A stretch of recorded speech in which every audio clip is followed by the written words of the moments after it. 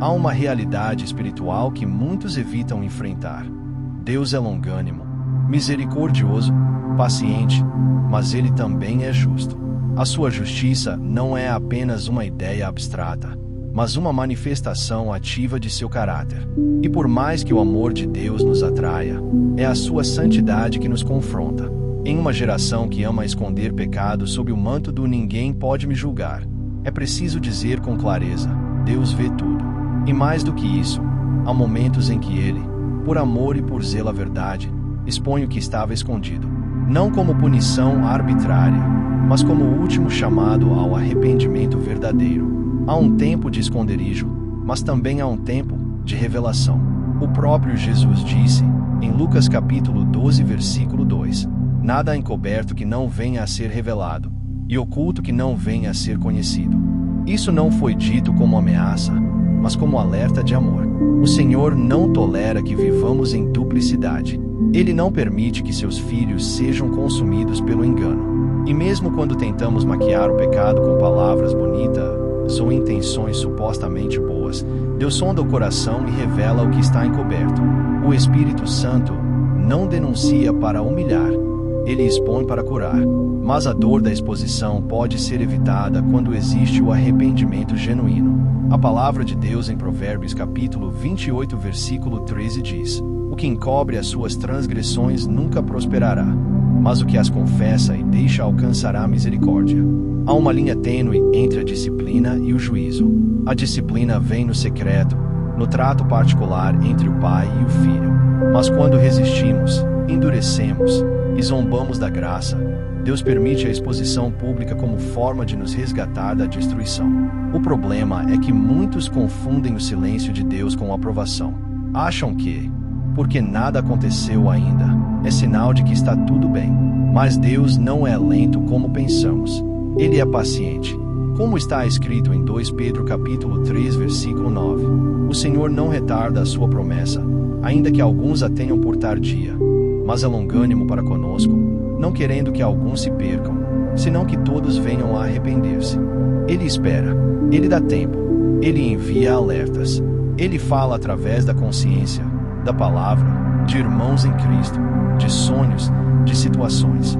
Mas chega um momento em que, por zelo à sua santidade e por amor às vidas que estão sendo prejudicadas, ele age. É o que aconteceu com Davi, um homem segundo o coração de Deus, mas que caiu em adultério, em mentira, em assassinato. Por um tempo, Davi tentou esconder, mas Deus viu tudo, e então enviou o profeta Natã, que o confrontou diretamente. Natã não teve medo de dizer: tu és esse homem. Está em 2 Samuel capítulo 12, versículo 7. Davi poderia ter resistido, poderia ter negado, mas ele caiu em si, ele chorou, ele se arrependeu profundamente. E apesar das consequências dolorosas de seus atos, Deus restaurou sua alma. Davi escreveu em Salmos capítulo 32, versículos 13 e 5. Enquanto eu me calei, envelheceram os meus ossos pelos meus constantes gemidos todo o dia. Confessei-te o meu pecado, e a minha maldade não encobri. Disse: confessarei ao Senhor as minhas transgressões, e tu perdoaste a maldade do meu pecado. Esse é o caminho: reconhecer, confessar, abandonar, receber o perdão. Quando Davi tentou esconder, sua alma adoeceu, mas quando confessou, encontrou a misericórdia. Se ele, rei, escolhido por Deus, foi exposto, por que achamos que escaparemos se insistirmos em viver uma vida de aparências? Deus não se impressiona com ministérios, com palavras bonitas, com gestos religiosos. Ele sonda o interior, e se lá dentro houver engano, ele não hesita em agir. Jesus também confrontou com firmeza os religiosos de sua época. Em Mateus capítulo 23, versículo 27, ele disse: ai de vós, escribas e fariseus, hipócritas, pois que sois semelhantes aos sepulcros caiados, que por fora realmente parecem formosos, mas interiormente estão cheios de ossos de mortos e de toda imundícia. Essas palavras foram ditas a homens que sabiam a Torá, que lideravam cultos, que jejuavam e ofertavam, mas estavam mortos por dentro. E Jesus os expôs: não para destruí-los, mas para dar a eles uma última chance de arrependimento. É por isso que Deus expõe, não para nos envergonhar, mas para nos salvar da ruína eterna.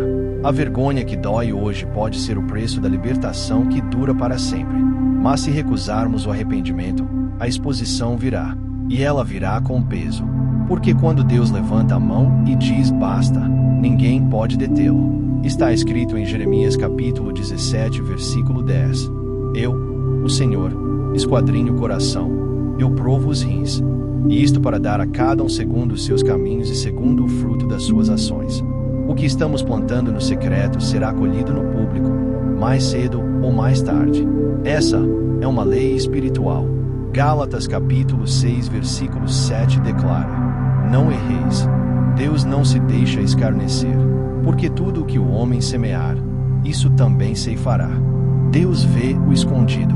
Ele escuta as conversas, as intenções, os planos secretos. Ele sabe da traição disfarçada de amizade, da cobiça disfarçada de oração, da mentira encoberta com frases cristãs. Nada escapa aos olhos do Altíssimo. Mas ainda há tempo. O arrependimento real ainda é uma porta aberta. E arrependimento não é dizer desculpa com medo da consequência. É uma dor na alma por ter ferido o coração de Deus. É um quebrantamento que nos leva a abandonar o erro, não apenas a lamentar por ele. Em Joel capítulo 2, versículo 13, o Senhor diz: rasgai o vosso coração, e não as vossas vestes, e convertei-vos ao Senhor vosso Deus. Porque ele é misericordioso e compassivo, e tardio em irar-se, e grande em beneficência, e se arrepende do mal. Deus está mais disposto a perdoar do que nós estamos a pedir perdão. Mas o coração precisa ser sincero. Se você está vivendo em pecado escondido, seja qual for, e o Espírito Santo tem falado, tocado, alertado, não endureça. Não pense que você está controlando a situação. Ninguém controla o pecado. Ele é como fogo. Começa pequeno, mas quando não é apagado, consome tudo ao redor. E quanto mais você alimenta, mais ele te afasta de Deus, de si mesmo e das pessoas. Chegará um momento em que o próprio Deus virá e dirá: eu mesmo vou tratar disso. E quando ele trata, não há como esconder. Mas quando ele perdoa, também não há mais condenação. Lembre-se da história de Ananias e Safira. Eles venderam uma propriedade, fingiram doar tudo, mas esconderam parte do valor. Não era sobre dinheiro, era sobre mentira, sobre aparência, sobre engano no meio do povo de Deus. E em Atos capítulo 5, versículo 4, Pedro os confronta e diz: não mentiste aos homens, mas a Deus.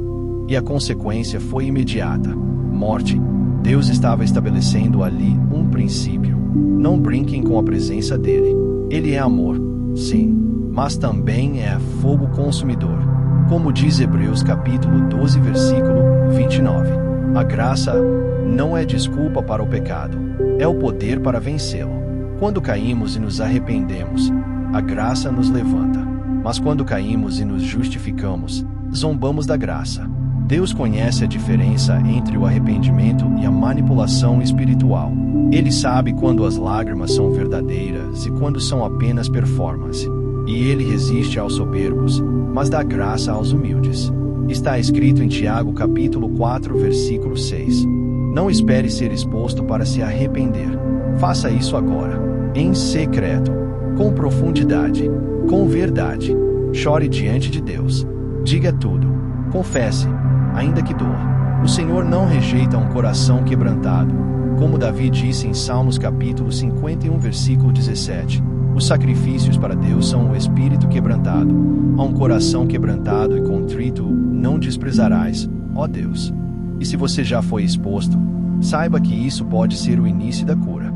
Não é o fim, é o começo. O Senhor não deixa seus filhos na vergonha.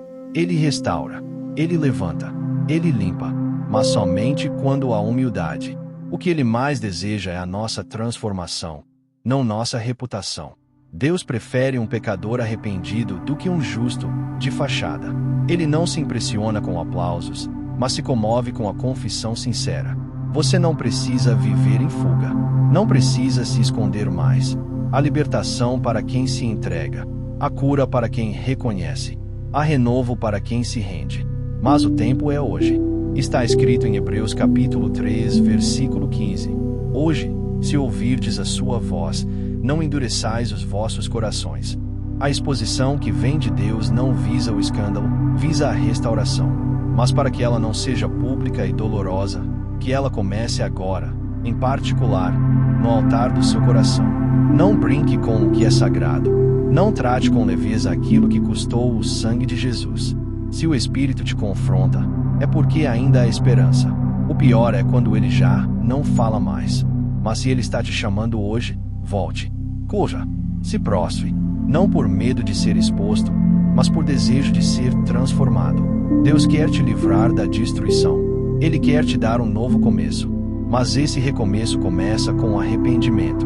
Chamada final. Se essa palavra encontrou o seu coração, não a ignore. Deus está te chamando com urgência, não para te expor por vingança, mas para te salvar do abismo. Se hoje o Espírito Santo te despertou, responda. Volte. Se arrependa, porque o tempo da misericórdia ainda está aberto, mas ninguém sabe por quanto tempo. Se essa mensagem falou com você, escreva aqui nos comentários: Senhor, eu me rendo. Compartilhe com alguém que você ama e que pode estar correndo perigos sem saber. E se quiser receber mais palavras como essa, se inscreva no canal e ative o sininho. Não por causa do conteúdo, mas por causa do que Deus pode fazer através dele. Que essa mensagem não fique apenas em você, que ela se torne um canal de arrependimento e cura para muitos outros. Oração final. Senhor Deus, Pai Santo e Justo, nós nos colocamos diante de Ti com reverência, com temor e com quebrantamento. Tu sondas os corações, conheces cada intenção, cada palavra não dita, cada escolha escondida. Nada passa despercebido aos Teus olhos. E mesmo assim, Tu nos amas.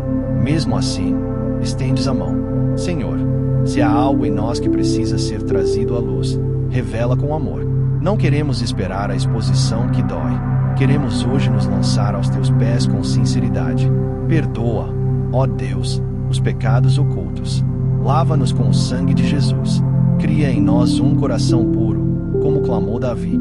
Restaura em nós a alegria da salvação. Que possamos andar em verdade, em integridade, e que o temor do Senhor volte a habitar em nossos corações.